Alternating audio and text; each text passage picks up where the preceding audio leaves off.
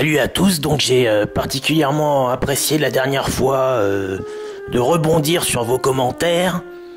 Néanmoins, je pense qu'il faut que je clarifie un peu la situation. C'est à moi de reprendre un peu le contrôle de mon vlog, hein, de lui donner une orientation. Bon, jusqu'à présent, on a parlé de vos préoccupations. Hein, c'est quelque chose qui me tient à cœur. Bon, je pense que je peux vous apporter un éclairage complètement différent, original. Un point de vue de poulpe, voilà, c'est pas tous les jours qu'on peut en avoir un.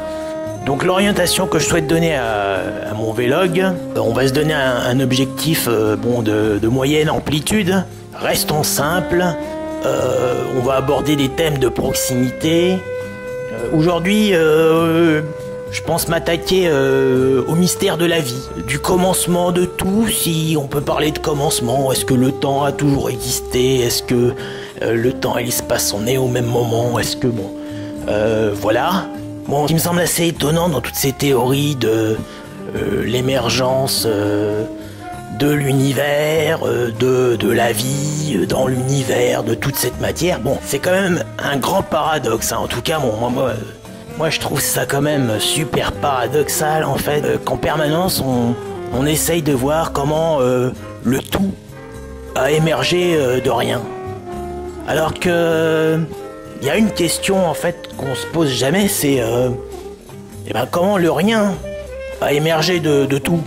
Parce que bon, effectivement, on est dans une réalité, bon, elle est ce qu'elle est, hein, on doit faire avec, bon.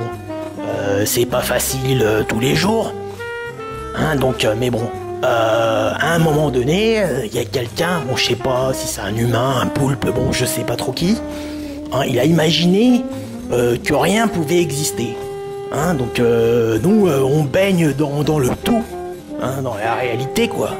Et puis il y a un mec qui s'est dit, mince, cette réalité, elle doit forcément, ce tout forcément doit venir de rien. À ce moment-là, le gars a inventé le rien. Donc c'est marrant, c'est comme une sorte voilà, de Big Bang dans sa tête, de rien, quoi, qui a émergé de tout, quoi. C'est un grand mystère pour moi, donc il y a trop personne en fait qui se pose cette question-là, comment le rien émerge du tout. Mais je pense que bon, c'est une question duale, hein, qu'il faudrait se poser, hein. C'est pas la peine d'aller bien loin, restant dans nos têtes, hein.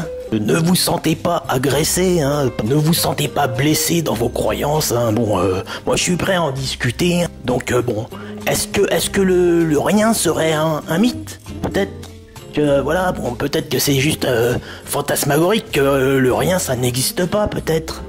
Hein, donc faut voir l'esprit quand même un peu tordu pour se dire que bon. Dans notre réalité, il y a un endroit où on peut créer comme ça le vide absolu. Bon, et déjà, est-ce que le vide et le rien, c'est la même chose? Je pense pas. Bon, ayons un regard sur nous-mêmes un peu critique.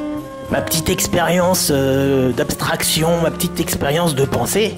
En même temps, est-ce que, en cherchant ce rien absolu, est-ce qu'on ne le génère pas en même temps? Est-ce que on n'atteint pas le niveau zéro de la pensée, de la conceptualisation, de la modélisation de l'univers, en cherchant à concevoir la nullité absolue, le vide quantique. Bon, voilà, donc c'était un thème un peu bon.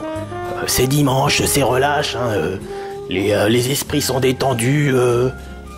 Je sais, bon, vous êtes pas trop là dans les commentaires. Bon, j'espère quand même que vous allez réagir à ce sujet, bon, parce que bon, c'est pas rien non plus. Hein. Donc voilà. Bon, sur ce, je pense que je vais vous laisser un petit peu gamberger, hein, que ça repose, comme ça. Bon, je vais pas trop empiéter sur votre repos dominical. Hein, donc voilà. Reposez-vous bien, reposez vos esprits. Mais bon, gamberge un petit peu. Bon, lâchez-vous, lâchez vos coms. Hein, bon. Je m'attends à déferlement quand même, hein, cette fois, bon.